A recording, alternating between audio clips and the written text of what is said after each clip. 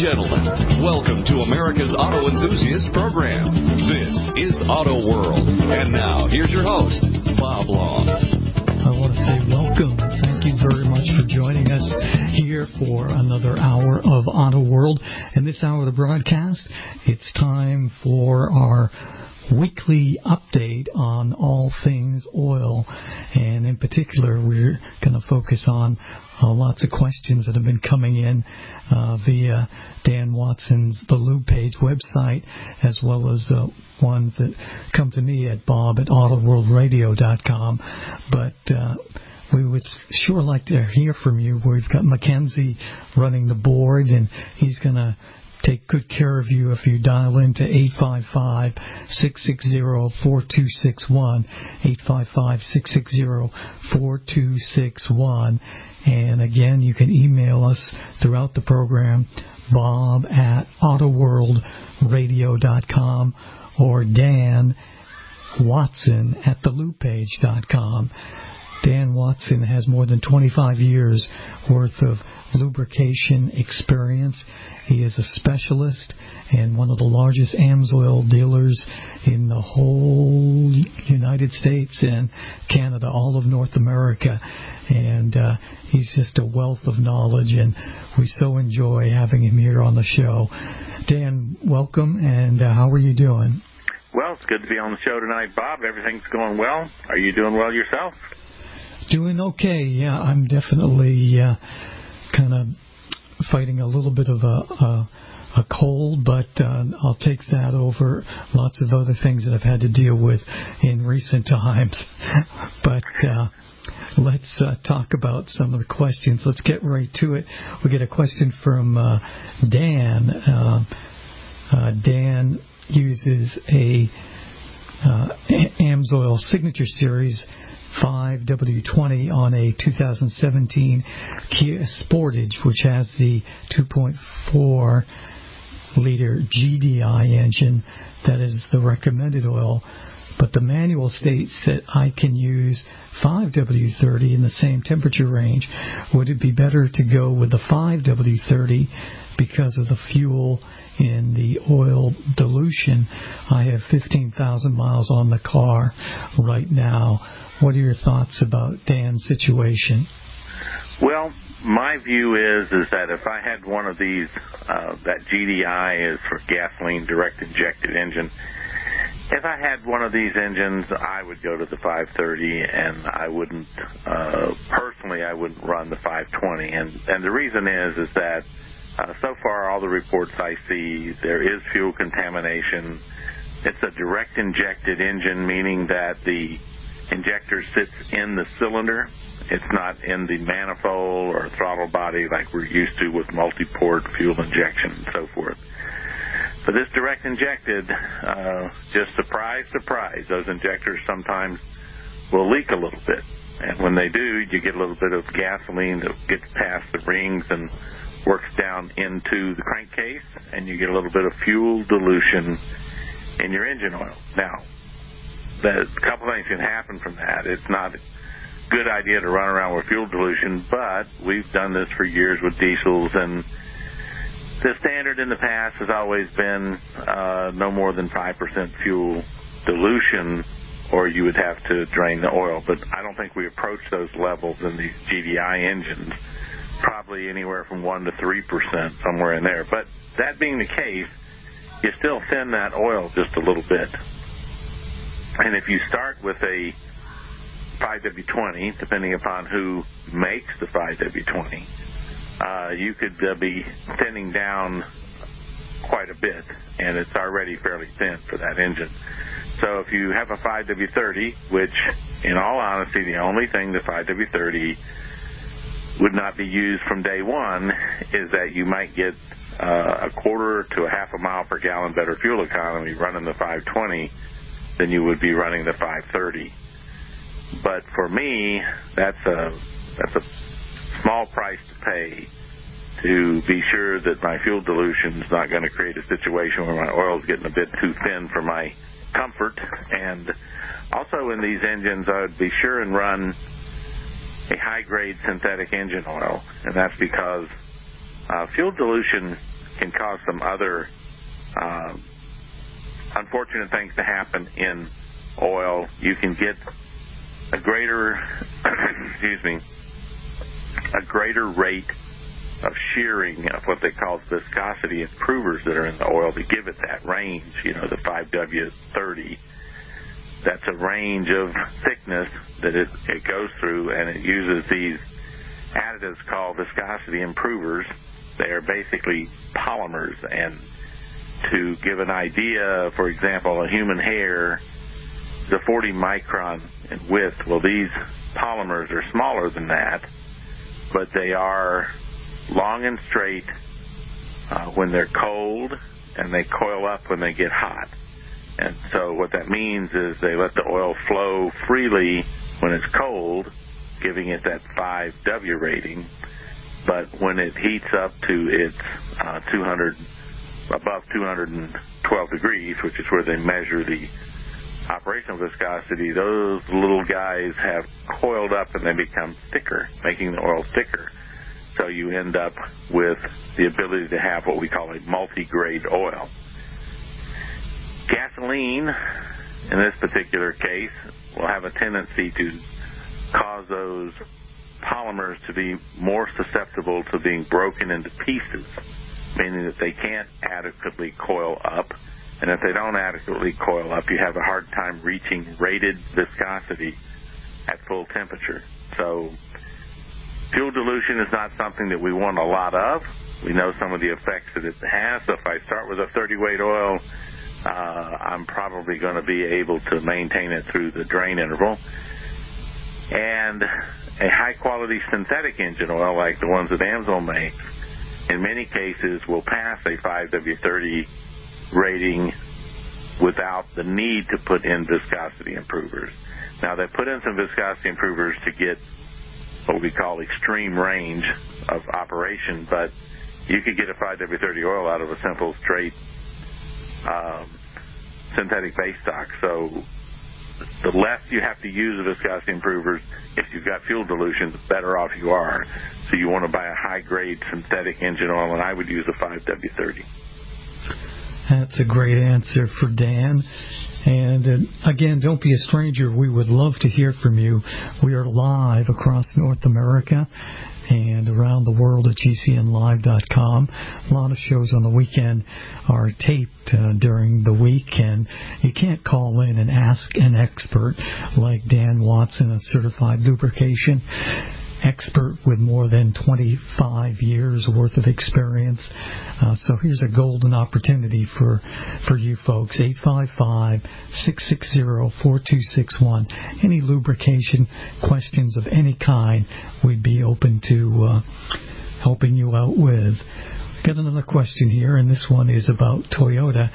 According to Toyota, they say to change the oil every 10,000 miles or 1 year, writes Barbara. Do I use synthetic? That's your question. Well, here's the answer to that. Yes. Yeah. But the reason I say yes is twofold. One is that Toyota requires it. These Toyotas are coming now they're loaded with synthetic from bumper to bumper. And to maintain their warranty, you have to continue using synthetic bumper to bumper. That is the requirements from Toyota. The entire line of cars, okay? So that is about as solid a statement as you can get from a major company. So we'll finish it up after the break, Bob. That sounds like a great idea. 855-660-4261. We may throw out a trivia question on the other side. This is Auto World. I'm Bob Long. Don't go away. Giving your radio a broadcasted tune-up. This is Auto World and your host, Bob Long. We are live all across North America, coast to coast, border to border, around the world, GCNlive.com. And we've got the expert with us, our oil expert, the gentleman who is a certified lubrication specialist with more than 25 years of experience, and he's also one of the largest AMSOIL dealers in the entire North American continent. Before we finish up with Toyota, I just want to throw out a quick trivia question here just to see if anybody can come up with the answer to this one. There was a sport utility, kind of a crossover sport utility sold within the last couple of decades. The brand is no longer around, but the vehicle was called the View, and it was spelled V-U-E, the blank View. And again, this is a company that is no longer producing vehicles. I'll give you more of a hint if we don't get the answer right off the bat, but give us a call at 855-660-4261 or email me up at bob@autoworldradio.com. Let's go back to Barbara's question about Toyota. And Dan, you were saying that Toyota is running all synthetic from bumper to bumper, so all of the fluids in the vehicles are synthetic? Yes, transmission, gear lube, engine oil, everything. They decided this. Toyota had a situation back in the late 90s, right around 2000, a little before that, maybe just a little after, where they had some trouble with some sludging in some of their cars, and it was a design flaw, but they worked their way through it. A lot of engines were paid for, different kind of things happened, and one of the results of that, I think Toyota knew then that they were eventually going to go to all synthetic engine oil, which would help, prevent these kind of sludging problems, even when you had some areas in the engine that got hotter than you wanted it to get.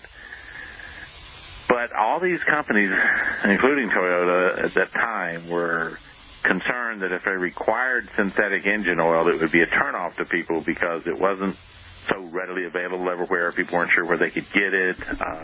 It cost too much money, all these kind of things. But eventually Toyota decided that you just couldn't protect their high-quality engines and transmissions and gear drives and stuff. They just decided you couldn't do it with the old-style petroleum lubricants. They went to synthetic lubricants and made it part of their warranty requirements, and it's worked out very well because I think a lot of innovative engine designs and things that have changed with Toyota, that they could rest a little easier, that they weren't going to run into a problem with oil getting overtaxed and not being able to keep up with the high performance or the very fuel miserly high performance engines and things that they build. Now, we've had General Motors products for many, many years. They were putting Mobil 1 from the factory in Corvettes. And that same engine, Corvettes better than I do, but I think it was called an LT1 or something. Exactly. And that engine, when it was put over into one of the other models, like a Camaro or something, that also required synthetic. So it's a matter of what you're producing and how well you think you can protect it. Now, GM has, since then, they have their own specification called Dexos. And Dexos specification, because GM was so dissatisfied with the standard quality of engine oil that was API rated in North America, they just said they have to have their own spec and raise the standard. And that all came about because General Motors was one of the early companies to put the reminder light that would come on the dash to tell you that it was time to change your oil. And they actually discovered two things. One is they let the oil sumps get too small in their cars.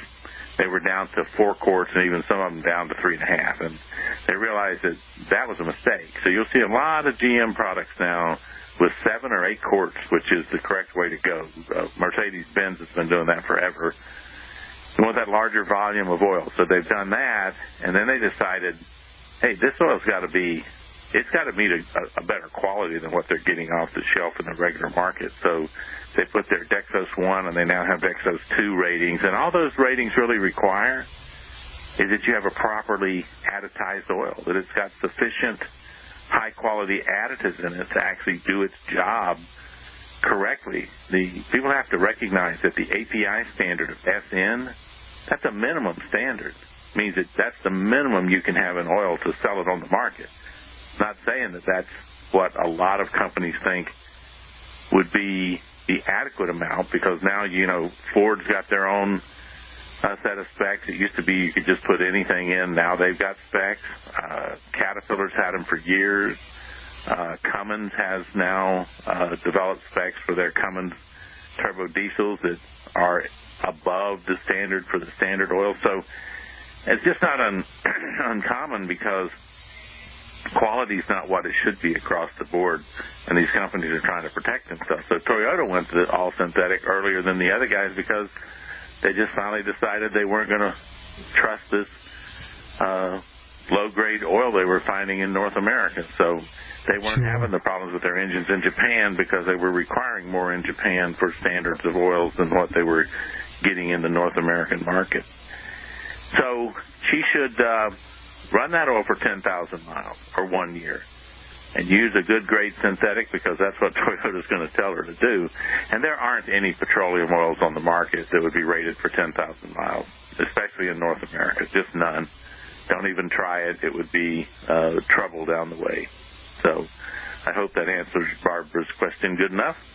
Absolutely, a great question. Our telephone number is 855-660-4261 on the trivia question. Who made the View? We have got some answers here. Plymouth, no, that's not correct. Oldsmobile, no, that's not correct. But you're in the right family with both of those stabs, because it was a formerly sold brand owned by General Motors. I'll give you that. And whoever comes up with the answer to the question is going to get a cool prize courtesy of the Busted Knuckle Garage. 855-660-4261. We're taking all your oil and lubrication questions and also reading emails. And we've got an email here from Terry in Salem, New Hampshire, I believe. If petroleum oil is highly refined and has the correct additives, why can't you extend the oil change to as long as the synthetic oil? As simple as that question is, it doesn't get asked that often, and it should get asked more and more because it's a good question. The thing is that, well, it's such a good question, I guess we should wait to answer it after the break. Yeah, that went fast, boy. Yeah. When we come back on the other side, we've got an interesting question and an interesting answer awaiting you. This is Auto World. I'm Bob Long. Don't go away. Hi, this is Jay Leno, and you're listening to Auto World with Bob Long. You better watch out, man, how you drive that Cadillac there. Question just came in via email. It's Peter listening in Texas on KEYS, and it is the Saturn brand that gave us the View, and lots of folks were upset when the Saturn brand went away, but that's how it goes in today's rather funky business world. Telephone-wise, you can get a hold of us at 855-660-4261. We got a really interesting question here from Terry in Salem, New Hampshire, and he writes, if petroleum oil is highly refined and has the correct additives, why can't you extend the oil change as long as the synthetic oil change interval? It's a good question, and like you said, one that should be people should have the curiosity to ask that question, because I, as well as many other people, especially when it comes to AMSOIL synthetic products, we are all the time talking about the long drain intervals, the extended drain intervals, 25,000 miles or 1 year. And if we make that statement, then we should be able to answer the question of why can't you do that with a, well-made petroleum engine oil, okay? And I'm going to keep this as much out of the weeds as I can, folks. It's hard for me because there's so much chemistry and technical information that I could go into on this, but it wouldn't do any good. So let me try to explain this clearly in terms that everybody can understand. When you make these oils, the refining process where they take that gobbledygook out of the ground and they refine all the junk out of it, and they turn that petroleum crude oil into some really nice products, everything from pharmaceuticals, plastics, all the way to asphalt, engine oil, gasoline, gear lubes. There's a lot of stuff they do with this stuff. It's fantastic what they do. Now, as I'm separating this oil, which has all kinds of junk and stuff in it, and I'm cracking it, is what they say over at the refinery. I'm cracking this into its different size molecules, and then I'm going to put all this stuff together and make all these different products. Well, one of the things that you have to keep in mind is this is what's called a hydrocarbon product. What we're trying to use in the crude oil are combinations of hydrogen and carbon into different molecular forms and all kinds of different stuff that the chemists could just spend hours talking about because there's all kinds of different combinations, okay? One of the things that we run into when we get a finished product like petroleum lubricating oil is that those hydrocarbons, when they're put together, have a lot of what we call polar sites. Now, let me just take a second and explain that. Everybody's familiar with a magnet having a north and a south end, okay? Well, in the world of polarity, one of those is positive and one of those is negative, okay? So inside this molecular structure of this hydrocarbon stuff that makes that beautiful amber-looking fluid, there are areas that have a polarity. And the polarity that turns out in this stuff is always what we call a positive polarity hanging on the end of a hydrocarbon chain, okay? Just imagine for a second that you've got a nice chain of magnets put together, little bar magnets. You've stuck them all together, and it's hanging in the air, okay? And you left on the end of it, there's obviously on the end of that last magnet now, there's some kind of attraction. And along comes this other magnet that you swing by it, and it's immediately attracted to it, and it jumps on the end of that chain of magnets. Okay, that's what we call a polar site that is available to react with something. And the thing we have in the air that is highly reactive is called oxygen. Oxygen has a big -2 assigned to it, and there's a lot of spots in that beautiful hydrocarbon stuff that we made that have positive polarity. So here comes these oxygen things, and boom, boom, boom, they're coming in there and combining with those hydrocarbons. And what we call that in the world is oxidation. It means that the oxygen is invading our product, and it will cause it to change. Oxidized oil has another name. We call it sludge or varnish. It can create either type. So we have a problem.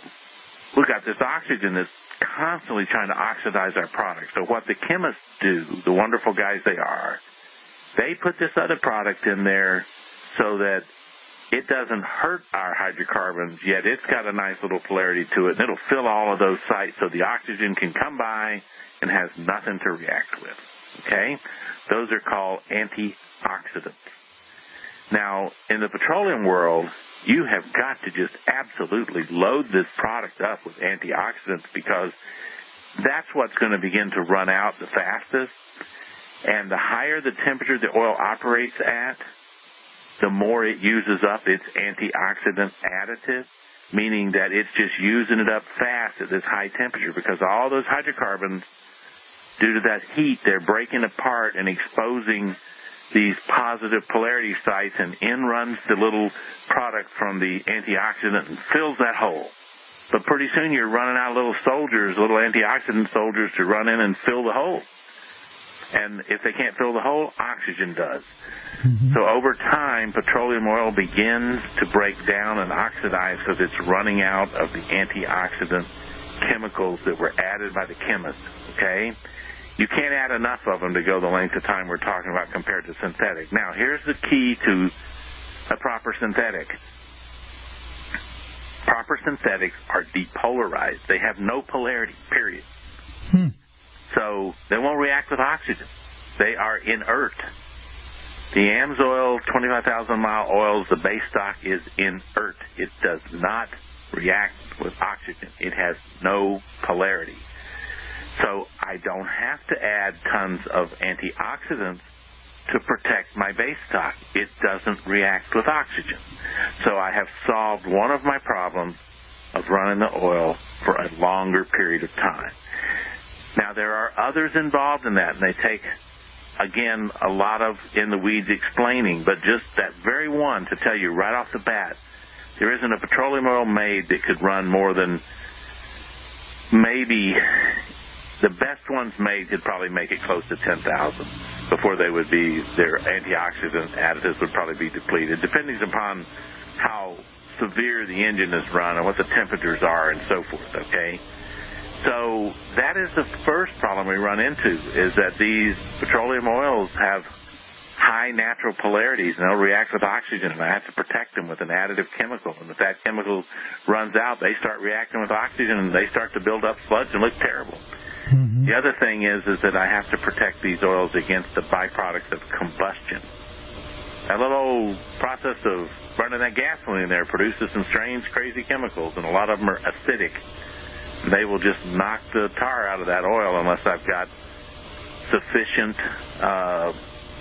alkaline additives for it to go the distance. Well, it turns out that oxygen and moisture are kind of like a catalyst that will cause oil to oxidize, and if it's got any polarity. So again, the acids that are made combining with the oxygen that's in the air and the byproducts of the combustion, they will eat up these additives fast in a petroleum-based oil. So we do well to run good, high-quality petroleum oils for 5,000 miles. Good 5,000 miles, that's been a very good performance by a quality petroleum oil to go 5,000 miles, do its job, and hold up. So if we're getting that kind of weird, that oil's earned its place by going 5,000 miles.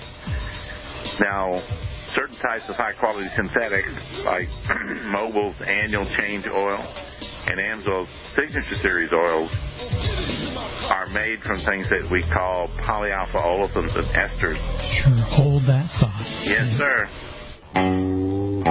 Giving your radio a broadcasted tune-up. This is Auto World and your host, Bob Long. Have you heard the Now's story your of the chance hot to rod get in race if with you'd Ford like to and talk Lincolns was set in live the face? That to story is Dan true, all Watson, names say. one of the largest AMSOIL distributors in North America, 25-plus year lubrication specialist, former U.S. Navy nuclear propulsion specialist, and just an encyclopedia of knowledge when it comes to oil. 855-660-4261, and all things lubrication, all the different fluids, and it doesn't matter if it's a snowmobile or if it's an outboard motor, we can help you out with anything. 855-660-4261. Here's an interesting question from Wayne. I heard about you from the car guy on a radio station. Hopefully that was me, and it sounded like you could probably answer the question I have. I have always used a 5W30 synthetic type oil in my Toyota Rav4. It states that it's good for 6 months or 6,000 miles. I probably only drive it around 3,000 miles a year. Would it be okay to just start changing the oil and filter once a year of every 6 months, or should I go by the miles driven? How long would the oil and filter be good for? I was told by a guy that changes the oil that the oil maker has such info on the bottles where they could sell more oil. Just wondering what the real deal is, with a million question marks. Yeah. Thanks, Wayne. Good question. Here's the thing. Again, a good fundamental question, because I am always asked this question. It works like this. Well, Dan, this Amsoil, it's good for 25,000 miles, but I don't drive but about 10,000 miles in a year, so can I run this 2 years? And my answer is always, no, you cannot. Okay? We stick with the 1 year recommendation. They go, well, why? That doesn't make sense. I don't understand. And here's the reason, and I'll try to keep this one simple, too. There's so much additives in these oils, okay? And they're expected to have a certain amount of stuff that they would have to do. For example, we talked about before in a previous question that there are acids that are manufactured by the byproduct of the combustion process, okay? And so I got to have additives that will neutralize that acid. You ever get your oil to an acidic level, it'll just take the surface off the bearings and you'll be in big trouble in a hurry. So here's the thing. When we look at what makes acid, one of the things that really contributes to acid manufacturing with the byproduct of combustion is moisture. And so if I get any amount of moisture in my oil, I'm going to work pretty hard on knocking down my alkaline additives and my antioxidant additives, different things that I have. So what happens is that we have to understand that an engine, an automobile engine, has a breather on it, has that air filter, right? So what happens is that if you say it's 60, 70 degrees at night and it's 80 or 90 degrees during the day, and especially if you live in a fairly humid climate somewhere, what happens is that as the engine warms up, as the room temperature goes up, it warms up. And as it does, the air inside the engine warms up, so it expands and air actually is pushed out of the engine as the air inside the engine expands as it warms up.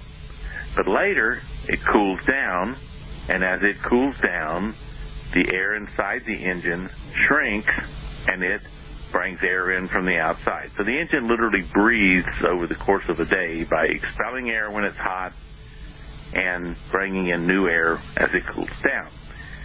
Now, in that air, the humidity that's there, when you reach the dew point outside and you find dew on the grass or dew on the windshield of the car or wherever you find the dew settling, there's condensation inside the engine because that same air outside came down inside the engine. And when that engine block cools to the dew point, it forms dew on those metal surfaces, and that little bit of water runs down into the oil sump, the crankcase. So I got some water in the oil now. Now you start the car up in the morning and drive it wherever you're going to work, and hopefully you get the car up above 140 degrees for at least 10 or 15 minutes so that it can heat the oil up enough that it sort of vaporizes the water out of the oil and sort of purges itself of that moisture. That's good. But that moisture's already been there, and it's already gone through the combination with the oxygen and the byproducts of combustion and formed a little bit of acid and tried to do some oxidation, but hey, the additive package protected you, and you boiled or vaporized the water out of the oil, and you're feeling good. But this happens every day. It's called a cycle. Every time you go from room temperature to full high temperature of the engine, back down to room temperature and back up. We're doing a cycle, up and down, up and down, up and down. It turns out that you'll do about the same amount of cycles if you're a 10,000-mile driver as you'll do if you're a 20,000-mile driver. Mm-hmm. It seems to be that it depends upon how far you drive once you start up. So we always say that short trip driving is worse on oil than long driving, because the short trip, you may not have ever gotten it up to really good temperature to boil all the moisture out. But if you get out on the highway and you let it rip and you're driving 30 miles to work on the highway, there's a real good chance you're really going to, as we say, cook that oil and get all the moisture out of it, and it's done. Okay, but short drivers don't always do that, so they're much more inclined to have sludge and build up than a long driver. So my point is that these cycles are what matter, and that's what the time is based on. The additive package is there, it's strong enough, it should go fine for so many cycles. And you have to conservatively say that the number of cycles done in a year may be some multiple of 300. In other words, if you have 300 days that you drove, but you may have gone someplace, the engine cooled all the way down, you may have 2 cycles a day. So you might have 600 cycles in a year or more, okay? And so that's what it's really based on. It's based on the ability of the additive package to protect the oil through a number of all these cycles. And so you can't run the oil beyond what the oil manufacturer says is the time they've additized the oil to protect itself against the harm of moisture intrusion through these cycles. So you have to protect the oil. With the additives, you got to depend upon the company. The company says, a lot of companies say 6 months, run the oil 3,000, 4,000 miles or 6 months and change it. That's usually, that time frame is ignored, but I guarantee you the year time frame should never be ignored. When the company says, hey, you can run it a lot of miles, but we're telling you keep it to a year, because in a year you're going to do a lot of cycles. So does that make good sense, Bob? It sure does, and it's so true. So many people are short hop drivers, so to speak, and they don't realize that they don't get the engine to burn off. The oil doesn't burn off that water. That's a really good point. Jackson in Atlanta writes he's got a 68 Chevy Pickup with all the bells and whistles. It has a 327 cubic inch high performance V8 engine. He's concerned that the modern API SN oil will not provide the protection he needs. What do you recommend, Dan? Well, I'd agree with him in general. Okay, he would be better off going to find what we call a high zinc and phosphorus rated oil that was designed for when that vehicle was made. That's probably got a flat tappet valve system, cam system, and those are important to have adequate zinc and phosphorus. Okay, now there's a lot of information on that at my website, thelubepage.com, because we're going to run out of time here in just a minute. But yes, if you've got one of those classic cars, do yourself a favor and find some oil that's rated to run in those cars. This new oil is designed all around, nice overhead cam followers, roller cams, all this kind of stuff that they didn't have when that car was made. Exactly. Give out your telephone number and remind us of your email. It is 800-370-2986. You can always get me at Dan Watson at thelubepage.com, and that is my website, thelubepage.com. That's the place to go, thelubepage.com, or email me, Bob at autoworldradio.com. Thank you, Dan. See you next week.